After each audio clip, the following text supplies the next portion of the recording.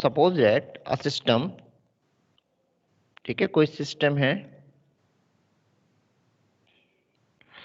ठीक है, और अगर इसमें सिस्टम में हायर टेम्परेचर है, कैसे टेम्परेचर, हायर टेम्परेचर है, तो जो एंट्रोपी होगी वो भी क्या होगी, अगर टेम्परेचर हायर है तो उसमें रेंडमनेस भी क्या होगी, यानी ग्रेटर रेंडमनेस, ठीक है। तो इसका मतलब इसकी जो एंट्रोपी है वो भी क्या होगी, हाई होगी। तो हम यहां पर लिख देते हैं कि temperature is the measure of average, ठीक है, all of you note it, temperature is the measure of average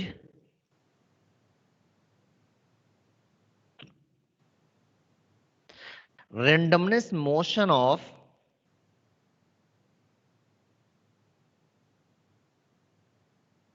randomness motion of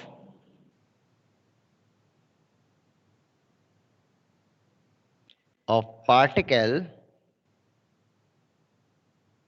in the system,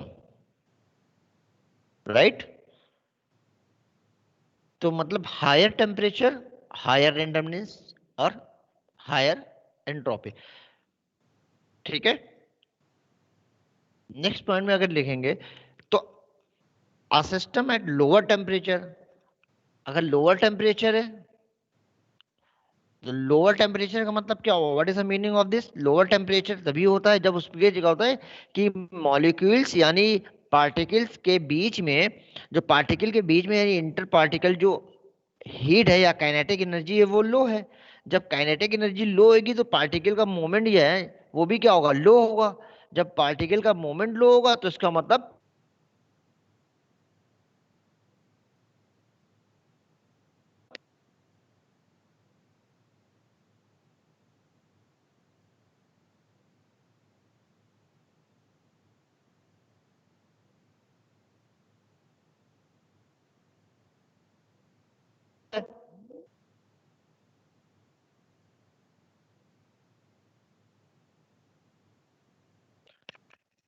ठीक है, तो सिस्टम लो टेम्परेचर, सिस्टम का टेम्परेचर लो है।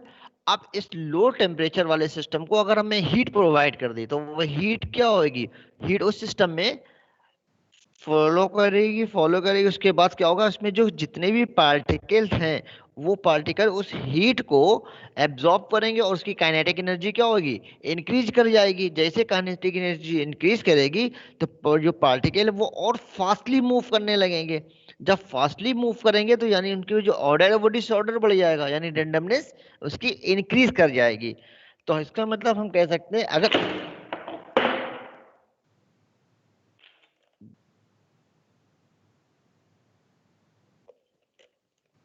वेट बेटा, भूकंप आ गया, क्लास गिर गई।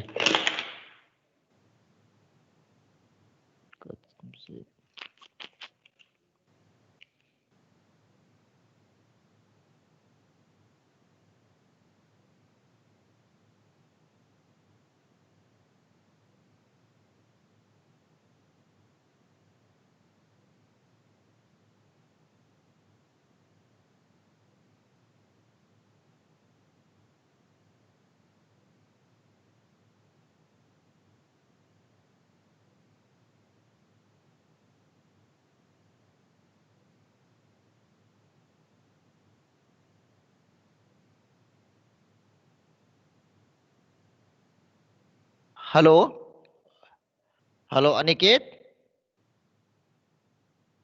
हेलो अनिकेत, अविरल, हाँ बड़ा, नाउ इट इज क्लियर, अब क्लियर दिखाई दे रहा है, ठीक, तो ये क्लियर दिख रहा है अब?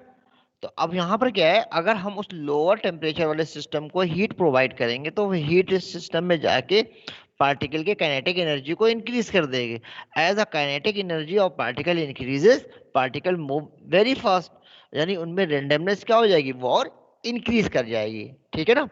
तो इसका मतलब क्या है कि जो टेम्परेचर है, है ना, और टेम्परेचर और एंट्रोपी में क्या होगा, रिलेशनशिप हो जाएगा, यानी एस क्या है, एंट्रोपी। तो यहां पर हम कह सकते हैं कि the entropy change, the entropy change is inversely proportional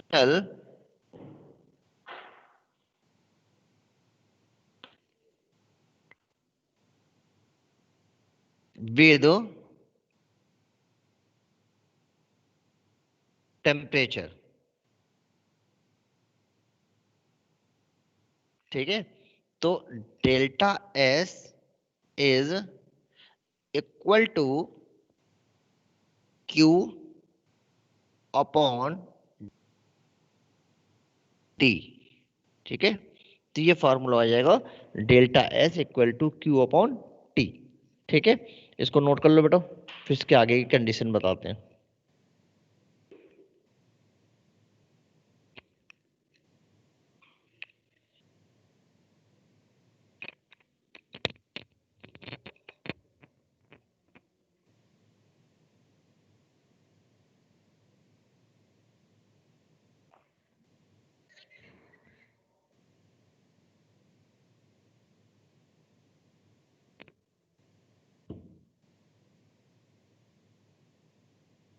तो हो गया, हेलो,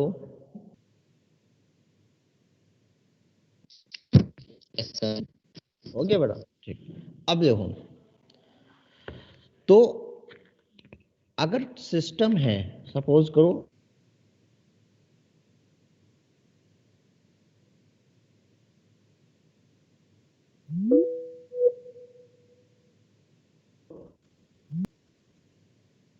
ठीक है, अब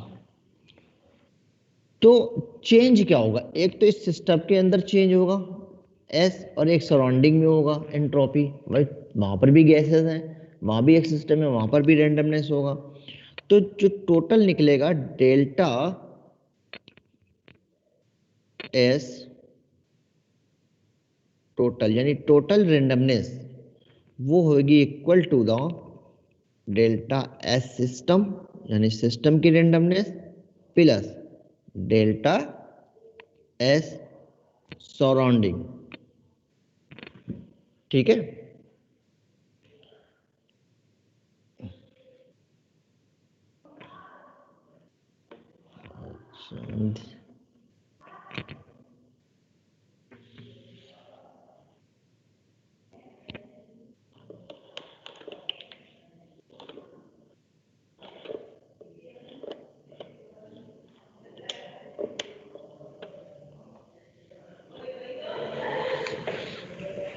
हो गया बेटा।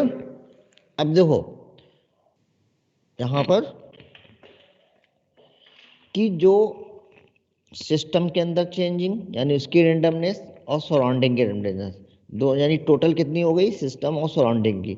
ठीक है, ये हमेशा होती है मोर देन जीरो। ठीक है, it is more than zero. अब एक कंडीशन इसमें ये है कि अगर सिस्टम इक्विलिब्रियम में आ जाए, when system in equilibrium,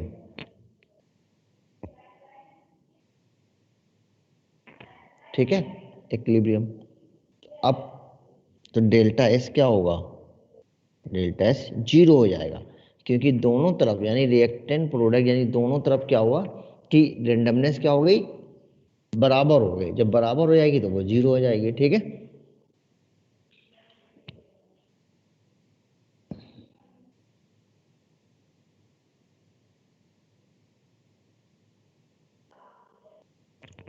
note कर लो बेटा इसको। आज ये चैप्टर फिनिश हो जाएगा, फिर इसके बाद इसके क्वेश्चन करेंगे नेक्स्ट वीक से after Diwali. New chapter start करेंगे या नेक्स्ट वीक में ही स्टार्ट कर देंगे?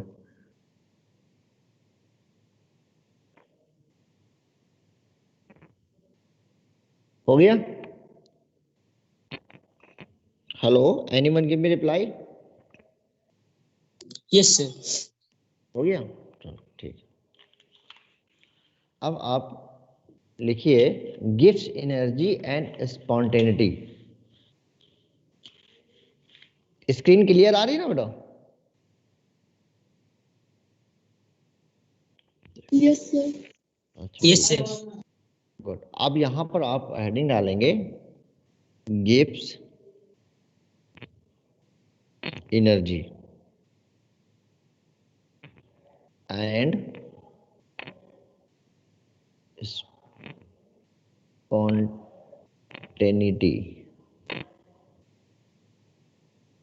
ठीक है। अब गिव्स एनर्जी क्या होती है? एक्चुअली गिव्स एनर्जी,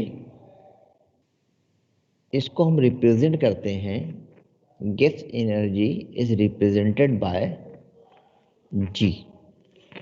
ठीक है, कैसे करते हैं? Capital G. गिव्स एनर्जी से इसकी क्वांटिटी से हमें पता चलेगा कि रिएक्शन स्पॉन्टेनियस है कि नॉन स्पॉन्टेनियस है। क्या पता चलेगा कि रिएक्शन स्पॉन्टेनियस या नॉन स्पॉन्टेनियस। इसका मतलब समझते हैं ना, स्पॉन्टेनियस और नॉन स्पॉन्टेनियस का। हेलो,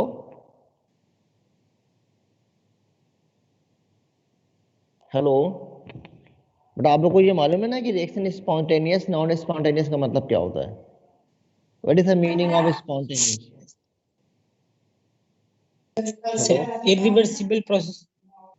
नो, स्पॉन्टेनियस यानी जो अपने आप हो, ऑटोमेटिक, अपने आप हो। नॉन स्पॉन्टेनियस यानी हमें उसको करना पड़े। जैसे कि सपोज करो कि यहाँ पर हमें दो गैस, एक गैस यहाँ रख दी, एक गैस यहाँ रख दी।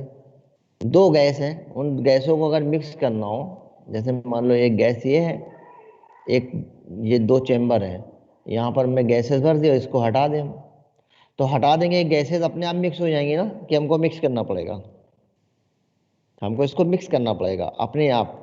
और नॉन स्पॉन्टेनियस क्या होता है? कि ऐसी रिएक्शन जिसको हमें करवाना पड़े, यानी बाहर से एक्सटर्नल फैक्टर लगाना पड़े। ठीक है, वो कौन बताता है? ये गिव्स एनर्जी यानी डेल्टा जी बताती है। तो डेल्टा, ये नोट कर लिया था ना? नोट करते चलिएगा साथ में। तो इसका फार्मूला होता है delta G equal to H minus T S. ठीक है, जहां पर एच क्या है? एच यहाँ पे एंथैल्पी है, यानी जो कितनी हीट उसमें चेंज हो रही है। एस एंट्रोपी है, यानी रेंडमनेस। और टी आपको पता है, you know, T is a temperature. ठीक, अब इसमें चेंज कैसे निकालेंगे? How can we find the change in गिव्स एनर्जी? तो delta G is equal to delta H, क्योंकि एंथैल्पी भी चेंज होती है सिस्टम की, minus T delta S entropy, और माइनस या तो एंट्रोपी चेंज ना करे, टेम्परेचर चेंज कर दे। ये हमने लिखा है system, S Y S S Y S S Y S. ठीक है, तो अगर टेम्परेचर में चेंज ना हो, if no change in temperature,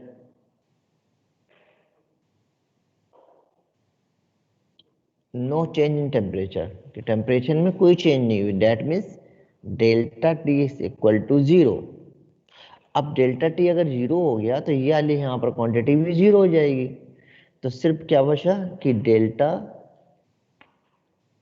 ji is equal to delta H system minus T delta S system. ठीक है, ये हो जाता है फॉर्मूला इसका। ठीक, नोट कर लीजिए।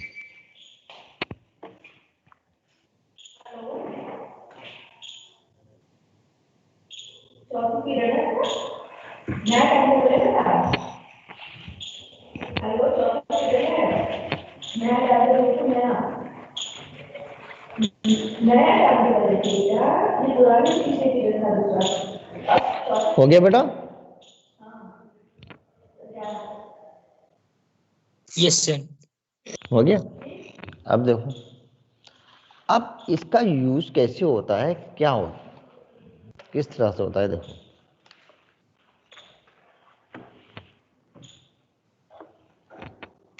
यहां तक याद रखना। देखो, इसको नोट करो। पहली फर्स्ट कंडीशन क्या है, इफ। जैसे हम लिख रहे हैं वैसे ही नोट कर लेना। सब first condition, if delta G is negative, यानी इस डेल्टा जी की जो वैल्यू आएगी वो निगेटिव आएगी। अगर आती है तो निगेटिव का मतलब क्या हुआ, that means less than zero, zero से कम।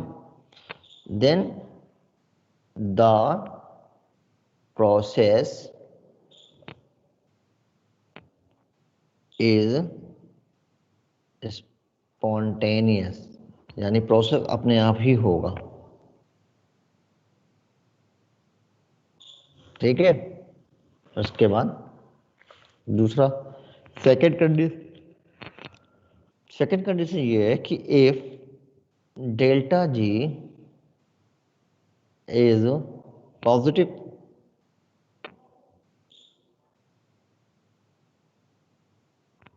तो यानी कंडीशन क्या होगी, यानी वैल्यू मोर देन जीरो होगी, वैल्यू मोर देन जीरो। तब क्या होगा, the process is non spontaneous.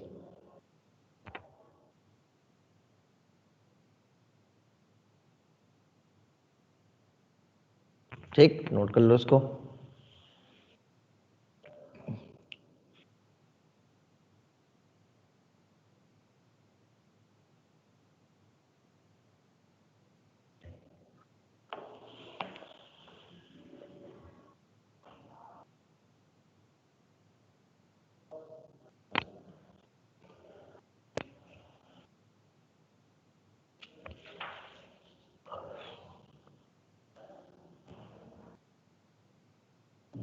ऐसा नोट हो गया। ठीक है, तो आपका यहीं तक सिलेबस था। इसके आगे वाला जो है सिलेबस रिमूव हो गया है, जो भी क्वेश्चन आएंगे यहीं तक के आएंगे। ठीक है, अब आप लोग एक बार थर्मोडायनेमिक्स अच्छे से रिवाइज कर लीजिएगा, फिर हम इसके कुछ क्वेश्चन आपको कराते हैं।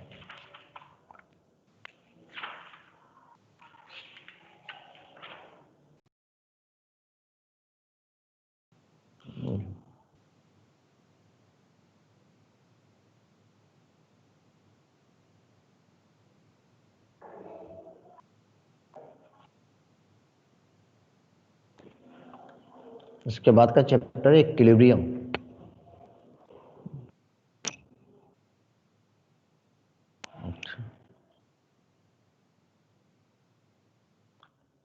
Okay,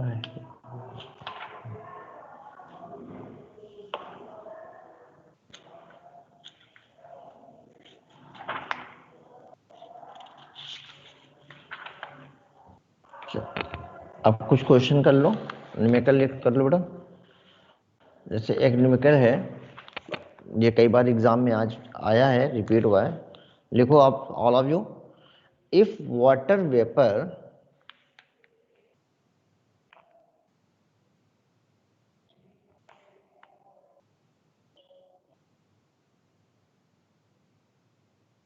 if water vapor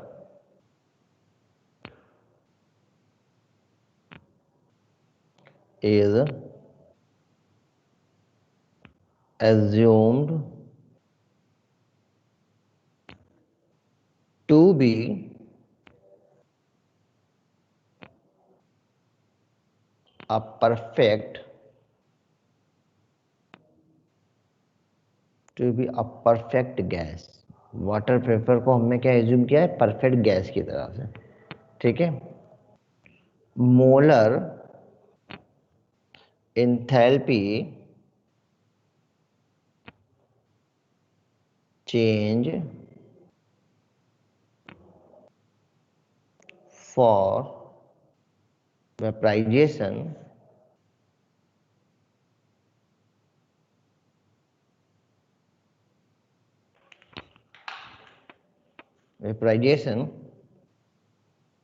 of 1 mole of water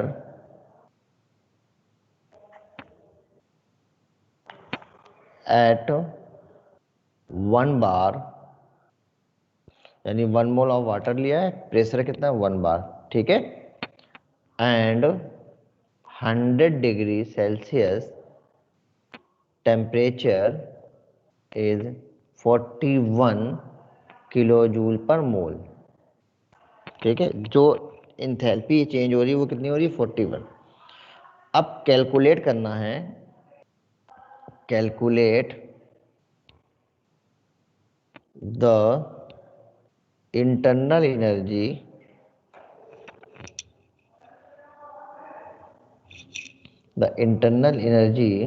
changes.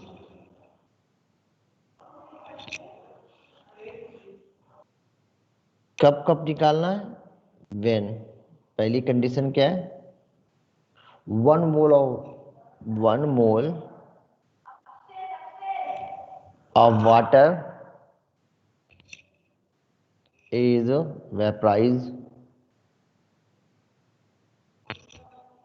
at 1 bar pressure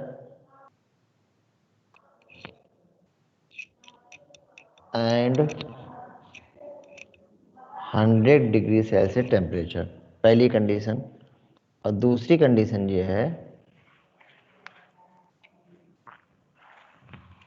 1 mole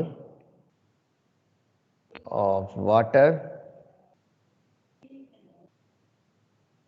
convert into ice, ठीक है। किस में कन्वर्ट कर दिया, पहले में क्या 1 मोल वाटर को वेपराइज किया, दूसरे में 1 मोल वाटर को आइस में कन्वर्ट किया है। अब इन दोनों कंडीशन में हमें क्या निकालना, इंटरनल एनर्जी चेंज निकालनी है, ठीक है। तो कैसे करेंगे, तो सबसे पहले हम पहली कंडीशन का आंसर करते हैं, आंसर फर्स्ट कंडीशन। तो फर्स्ट कंडीशन में क्या है कि वाटर जो है H2 जो किस फॉर्म में, लिक्विड फॉर्म में, उसको हमने कन्वर्ट कर दिया वाटर को किस फॉर्म में, गैस फॉर्म में। तो डेफिनेटली हीट दी जाएगी, है ना, डेफिनेटली हीट इसमें दी जाएगी। तो यहाँ पर फॉर्मूला क्या लगाना है, तो delta H equal to delta U plus nRT, है ना। तो अब देखो हमें क्या निकालना है, इंटरनल एनर्जी U। तो डेल्टा U इक्वल टू क्या हो जाएगा, delta H minus delta nRT, ठीक।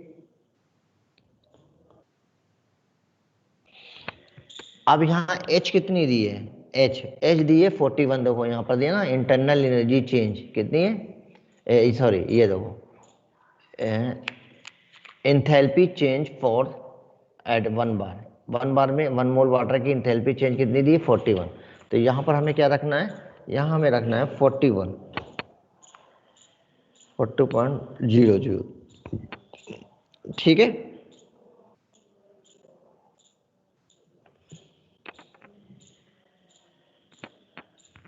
इंटू 8.3 इंटू 373,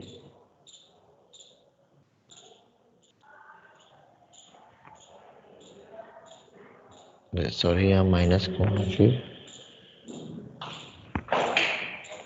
माइनस, एन की जगह तो 1 रहेगा क्योंकि 1 मोल यूज हो रहा है, यहाँ एन की वैल्यू आ जाएगी 1। तो ये 41 यहाँ पर डेल्टा एच हो गया 41, एन की वैल्यू हो गई 1, आर की वैल्यू में पता है R is a universal gas constant, इसकी वैल्यू होती है 8.3, ठीक है। और इसके बाद डेल्टा टी निकालना है। अब टी यहाँ कितना आएगा, 100 डिग्री सेल्सियस। अब इस टी में क्या करेंगे, टी है 100 डिग्री सेल्सियस है तो इसको हमें केल्विन में चेंज करने के 273 ऐड कर दिया तो कितना रख दिया 373 हो गया। जब इसको कैलकुलेट करेंगे तो कितनी वैल्यू आ गई 37.9 किलो जूल पर मोल। तो यानी कितना आ गया इंटरनल एनर्जी चेंज कितनी निकली 37.9। ठीक है नोट कर लो इसको।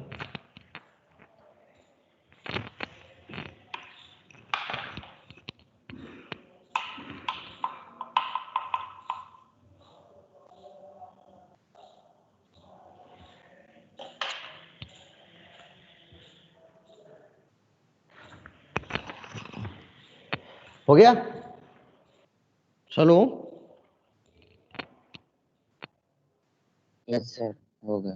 ठीक अब दूसरी कंडीशन क्या थी। दूसरी कंडीशन में 1 मोल ऑफ वाटर को हमने किस में कन्वर्ट किया है आइस में कन्वर्ट किया है। ठीक है ना किस में कन्वर्ट किया है आइस में। तो कंडीशन क्या होगी अब वहां से हीट क्या होगी गेन करेंगे ना यानी वो कैसा होगा एक्सोथर्मिक प्रोसेस होगा। ठीक तो इसके लिए क्या करना पड़ेगा हमें देखो फार्मूला क्या यहाँ इस तरह से लिखेंगे H2O liquid is convert into H2O यहाँ पर लिखेंगे सॉलिड यानी आइस फॉर्म में कन्वर्ट हो गया। तो वॉल्यूम में तो चेंज होगा नहीं। अगर हम मान लें वॉल्यूम में चेंज क्या होगा नेग्लिजिबल हो जाए तो यहाँ P dot delta U equal to nRT। ठीक है इसमें अगर हम क्या कर ले अप्रॉक्स जीरो यानी डेल्टा यह है ये अप्रॉक्स क्या हो गया जीरो मान ले। तो अगर जीरो मान लेंगे तो यहाँ प्रेशर भी जीरो हो जाएगा। तो डेल्टा nRT कितना हो गया इक्वल टू जीरो आ गया। ठीक है तो अब जब डेल्टा nRT जीरो आ जाएगा तो जो हमारे पास वैल्यू थी क्या delta two equal to delta H minus nRT। और हमने देखा nRT की वैल्यू कितना हो गई जीरो। जब nRT की वैल्यू जीरो हो जाएगी तो इसका मतलब क्या हुआ कि इंटरनल एनर्जी उसकी एक्सटर्नल एनर्जी यानी एंथैल्पी के internal energy is equal to enthalpy change. Enthalpy change कितनी थी 41 तो डेल्टा यू की वैल्यू भी यहाँ पर कितनी हो जाएगी 41 हो जाएगी। राइट समझ में आ गया ना।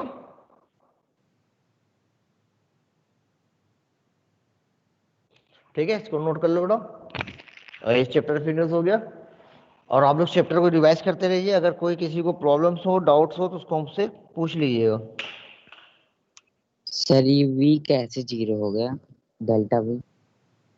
डेल्टा वी यानी चेंज। अगर सपोज करो किसी का वॉल्यूम पहले 28 है। ठीक है कितना है 28 है उसके बाद भी प्रोसेस के बाद भी आफ्टर रिएक्शन भी वॉल्यूम कितना है 28 या 0.001। तो अप्रॉक्स चेंजिंग कितनी आई कुछ चेंजिंग आई है ना। नो जो पहले सर। था वो बाद में तो है ना।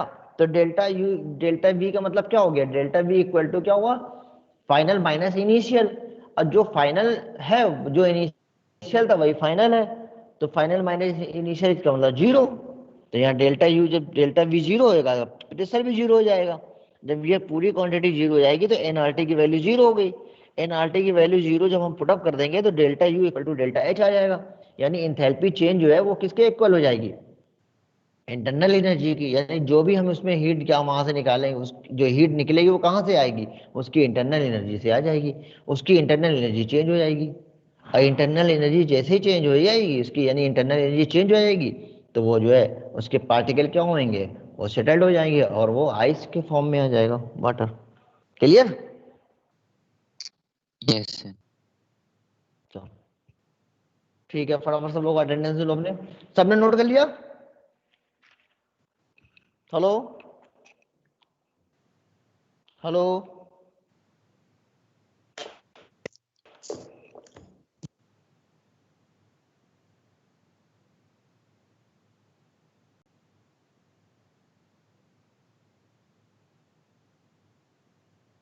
कौन कौन आया।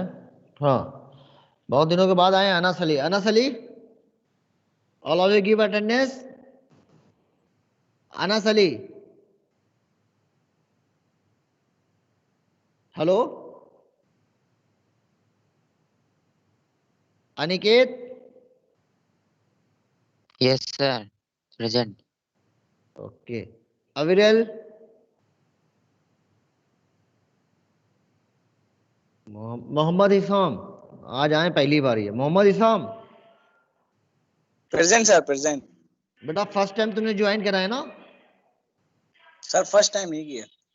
हाँ बेटा अपनी Yes, कॉपी sir. बराबर, हाँ बेटा अपनी कॉपी बराबर कर लेना, क्योंकि प्रैक्टिकल के नंबर मैं कॉपी देख के ही चढ़ाऊंगा। ठीक ठीक।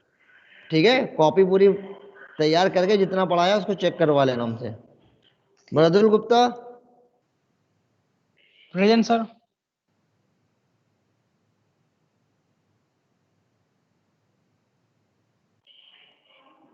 Okay Pratibha Singh, present sir. Shri Krishna, present sir. वर्तिका,